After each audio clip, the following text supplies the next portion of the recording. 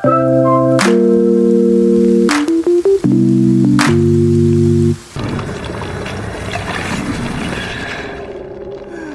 movie lover, apa kabar? Semoga dalam keadaan baik ya. Kesempatan kali ini saya ingin membahas sebuah film fantasi yang dirilis pada tahun 2020 berjudul Fantasy Magician. Film ini disutradarai oleh Xiang He-seung yang menceritakan tentang seorang pemuda dari keluarga terhormat tiba-tiba mendapatkan kekuatan dikala sang ayah difitnah dan tewas terbunuh. Gimana kisah selengkapnya? Yuk langsung saja kita mulai. Let's check the movie.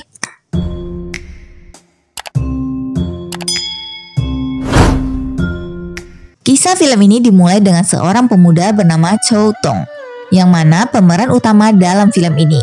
Sedikit bercerita mengenai pria ini. Ia merupakan anak dari seorang pejabat kerajaan di kota Loucha yang bernama Chow So-yi. Tugas dari pria muda ini adalah membantu ayahnya, melakukan tugas-tugas kecil membantu warga. Tidak jauh dari tempat ia berada tampak ada seorang pria bernama Chia Ming, yang mana juga anak dari seorang pejabat dengan jabatan di bawah ayah Chow Tong. Ia tengah menganiaya seorang gadis bernama Xiao Tao. Melihat hal itu, Chow Tong tidak tinggal diam, dikarenakan Xiao Tao merupakan pengikutnya. Ketika ia berjalan, tampak banyak warga desa memberikan makanan. Hal itu dikarenakan ia dan ayahnya adalah pejabat yang baik. Makanan yang ia terima pun diberikan kepada seorang bapak tua yang tengah terbaring. Beralih ke kedai bernama Pa Chiu yang tengah didatangi oleh perampok kejam Liu Sanxing. Tidak lama muncullah seorang wanita cantik nan menggoda bernama Chun Chun. Liu Sanxing terlihat begitu tertarik dengan wanita ini. Namun suami dan anaknya pun muncul. Mereka terlihat sedikit berbeda, terutama suaminya terlihat sangat lemah.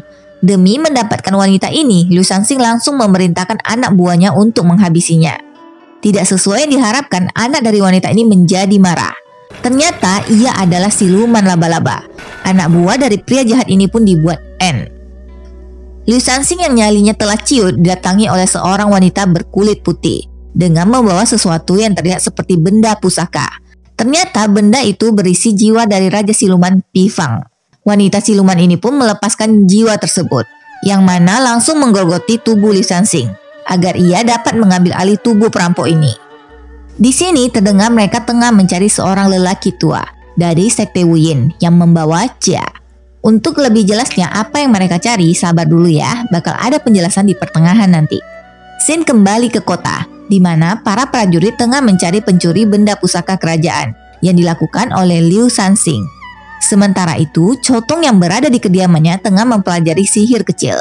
Dikala itu, pemuda jahat Chia Ming datang membawa sesuatu untuk meminta maaf atas perbuatannya.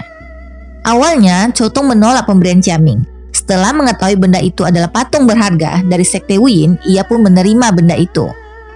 Sebenarnya Chow Tong sangat tertarik dengan semua yang berkaitan dengan sekte Wuyin. Semua benda-benda kuno yang ada di sana merupakan barang-barang dari sekte Wuyin. Tidak lama berselang, sang ayah pun muncul memarahi putranya karena dianggap hanya melakukan hal yang tidak berguna.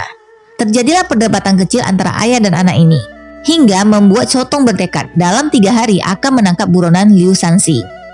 Scene beralih ke sebuah tempat di mana ada 4 pendekar sekte Wuyin bernama Lou Qin, Ta Shuxiong, Shifa, dan yang terakhir Shou Houche yang bertugas membasmi siluman. Mereka tengah membicarakan pemimpin sekte bernama Tian Lao yang menghilang bersama Jia. Jia yang dimaksud dari awal adalah wujud kekuatan yang sangat besar. Karena inilah Raja Siluman Pi Fang mengincar Jia tersebut agar ia menjadi siluman yang tidak terkalahkan dengan menggabungkan Jia dan kekuatan gelapnya. Cerita berlanjut ke Chow Tong yang tengah bersama Xiao Tao. Mereka tengah berada di kedai Pai Chiu untuk mencari keberadaan Liu Sanxing. Setiba di dalam, Chow Tong malah mendapati ada seseorang tengah mencincang-cincang mayat. Ditambah lagi orang-orang di sana terbungkus oleh jaring laba-laba. Ia yang terkejut berusaha berlari, namun nyaris terbunuh oleh siluman laba-laba. Beruntung ia diselamatkan oleh anggota dari sekte Wuyin. Siluman-siluman itu berhasil ditaklukkan.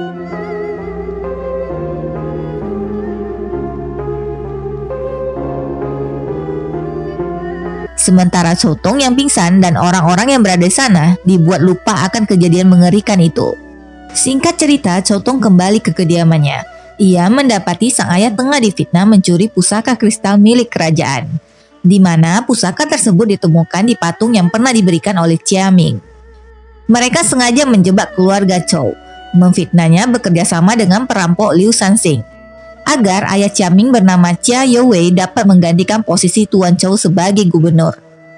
Tuan Chou akhirnya ditangkap dan jatuhi hukuman mati atas hal tersebut. Sementara Chotong dipukuli hingga babak belur. Ketika mereka akan menghabisi pria malang ini, ia pun tiba-tiba menghilang. Ternyata ia diselamatkan oleh Xiao Tao. Diketahuilah di sini gadis ini merupakan salah satu anggota dari sekte Wuyin. Ia membawa Chotong ke markas sekte Wuyin dan diselamatkan dengan mantra hidup dan mati yang diminta oleh Xiao Tao kepada kakaknya Lo Jun. Sementara itu, gubernur baru Chia Youwei rupanya telah bekerja sama dengan Liu Sanxing. Tentunya pria jahat ini tidak tahu bahwa itu adalah Raja Siluman Bifang. Ketika sedang berbicara, hal mengerikan pun terjadi. Raja Siluman Bifang keluar dari tubuh Liu Sanxing, kemudian berpindah menggerogoti tubuh sang gubernur. Tujuannya agar ia memiliki kekuasaan yang lebih untuk mencari keberadaan Chia. Chotong yang tengah bersembunyi dari pengejaran pasukan kini berada di sebuah tempat kumuh dengan para pengemis. Mata Chotong tertuju pada seorang pengemis tua, di mana pengemis ini sebelumnya pernah dibantu oleh Chotong juga. Ia yang baik hati menghampirinya dan memberikan pak tua itu minuman. Namun selang beberapa saat, pria tua itu berubah menjadi batu, kemudian perlahan menghilang.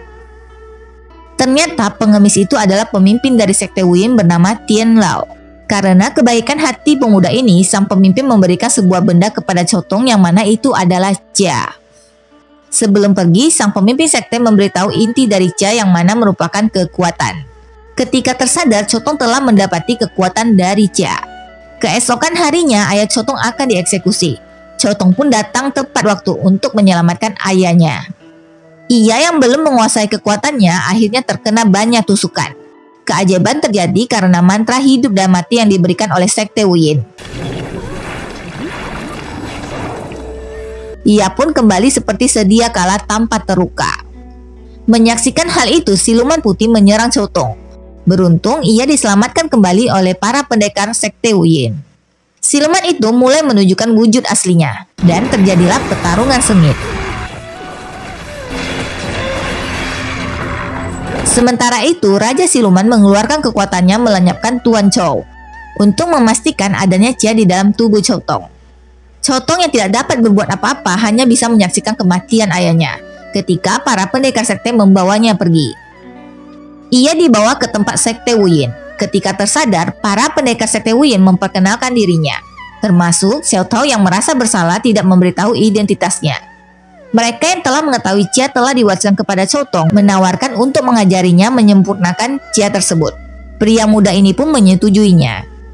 Singkat cerita, Chotong mulai berlatih. Dimulai dari guru pendekar mantra. Dilanjutkan pendekar formasi dengan gerakan yang cepat. Lalu pendekar pengendali, mampu menggerakkan benda sekitar. Dan yang terakhir pendekar kekuatan. Para pendekar yang melihat Chotong dibuat geleng-geleng kepala.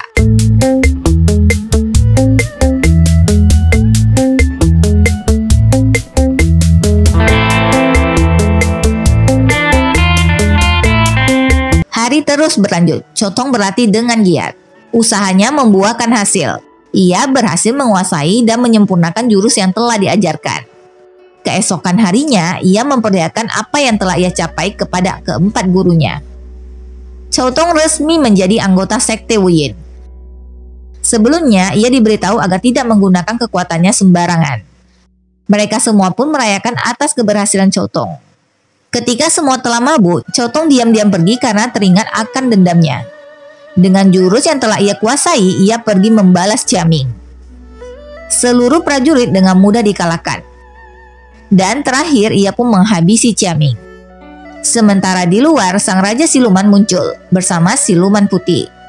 Siluman Putih itu langsung turun menyerang Chotong. Dengan mudah, ia pun dapat dikalahkan. Kemudian, Chotong langsung menyerang Bifang. Tetapi kekuatannya belum dapat menandingi si Raja Siluman. Dengan mudahnya, Bifang pun mengambil kekuatan Chia dari Chotong. Saat Bifang akan menghabisi Chotong, Xiao Tao pun muncul melindungi pria ini. Dengan cepat, Chotong membawa Xiao Tao yang sekarat pergi. Namun semua telah terlambat. Gadis itu pun telah tewas. Sesampainya di markas, semua hanya dapat berduka kehilangan Xiao Tou dan menyalahkan Xiao Tong atas tindakannya. Di tempat lain, Bifang tengah membangkitkan kekuatan gelapnya di makam kuno bernama Pangu, tempat tubuhnya tersegel. Para pendekar yang menyadari itu bergegas untuk menghentikannya, sementara Xiao Tong dilarang untuk ikut. Lalu ia pun dilumpuhkan dengan mantra. Hal mengerikan mulai terjadi. Para penduduk diporak-poranda oleh kekuatan Raja Siluman. Para pendekar sekte Wuyin tiba di tempat Bifang dan langsung menyerang. Namun kini mereka bukanlah tandingannya. Sang Raja Siluman menampakkan wujud aslinya. Pertarungan semakin memanas.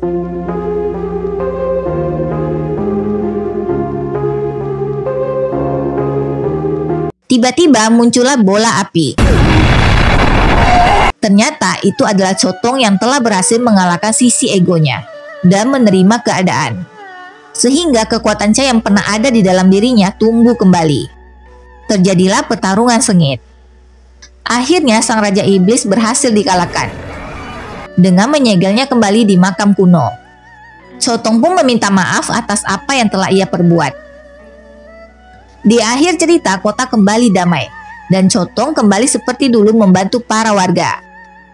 Di saat ia dibutuhkan untuk membasmi siluman, ia pun kembali sebagai anggota sekte Wuyin. Film pun berakhir. Sekian alur cerita film ini guys. Semoga dapat menghibur kalian semua. Terima kasih untuk kalian yang telah menonton. Jika ada kritik dan saran, tinggalkan di kolom komentar ya. Dan jika kalian suka dengan video ini, jangan lupa like dan subscribe. See you next video.